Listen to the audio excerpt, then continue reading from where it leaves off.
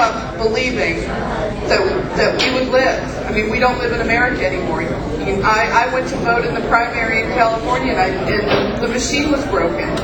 And I don't know that my vote ever got counted. And they knew I was a Republican.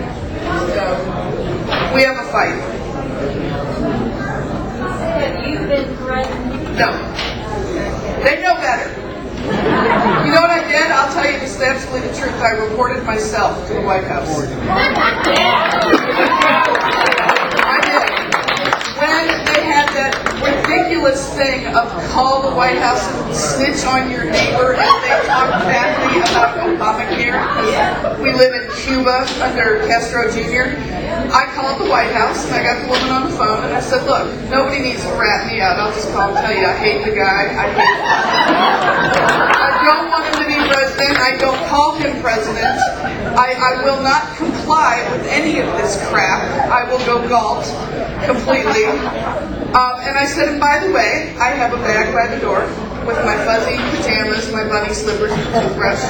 And if you want to take me to Camp Chima, I'm ready. And the woman in the White House was howling by the time. And then I got her, I said, and by the way, will they be providing alcoholic beverages? Can I get a beer or anything when you haul me off? And so I took care of it. I reported myself.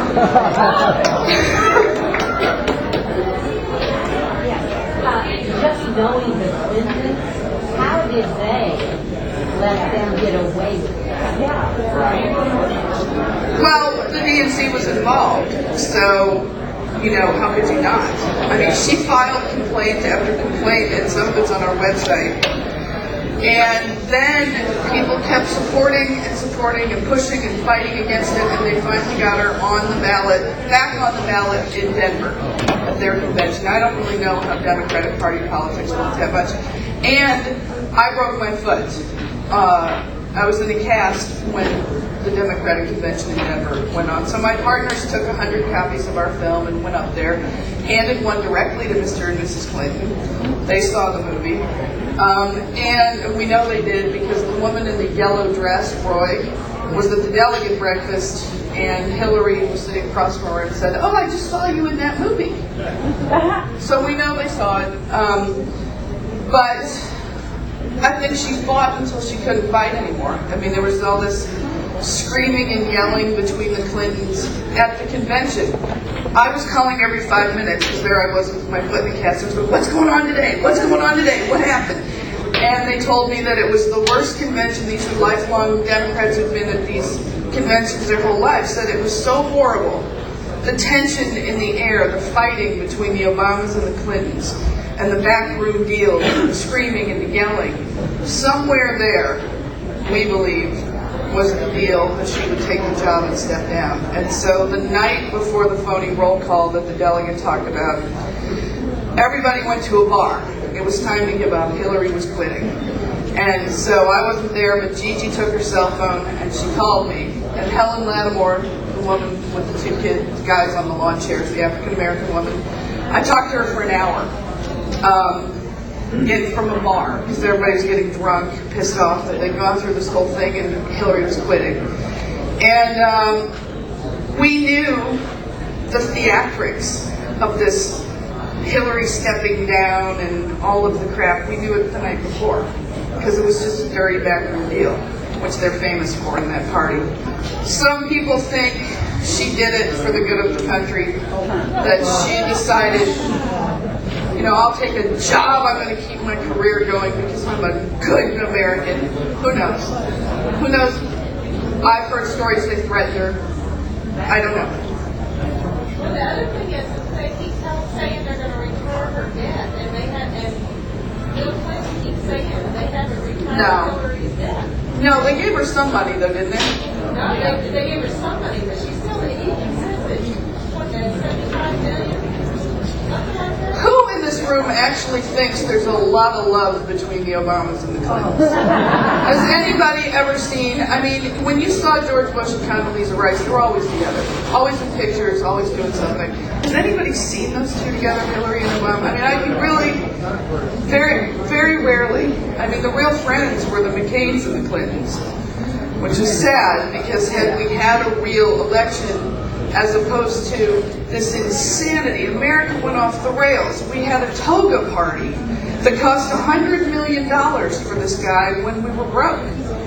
We had a $500 million inauguration when we were broke. People went crazy calling this guy Jesus and the Messiah and Christ.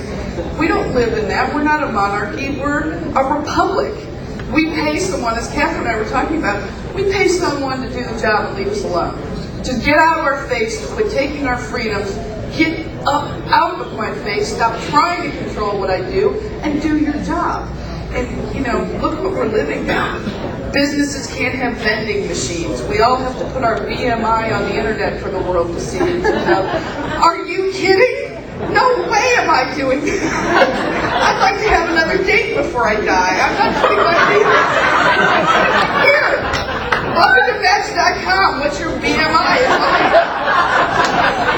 No, you guys are sick. I was just wondering how that, I don't know if you know this or anybody can offer any idea, but George Soros was pushing Hillary and funding Hillary.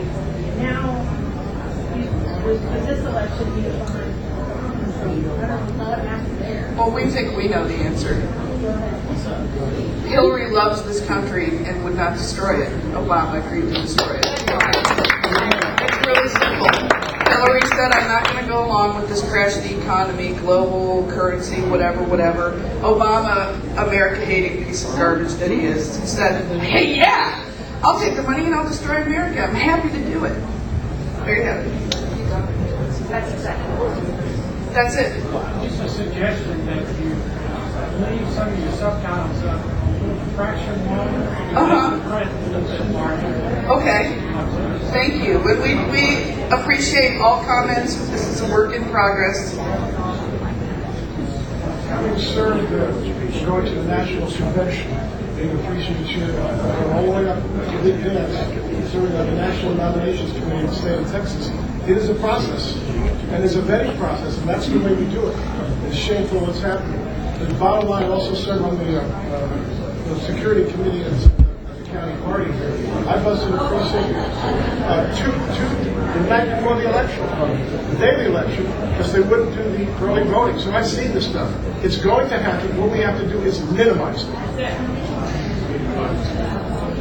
Who is the woman in the movie in the beginning and the end who seems to be an official of That is, and you know, I told Gigi to take that crap out of the film because it upsets me.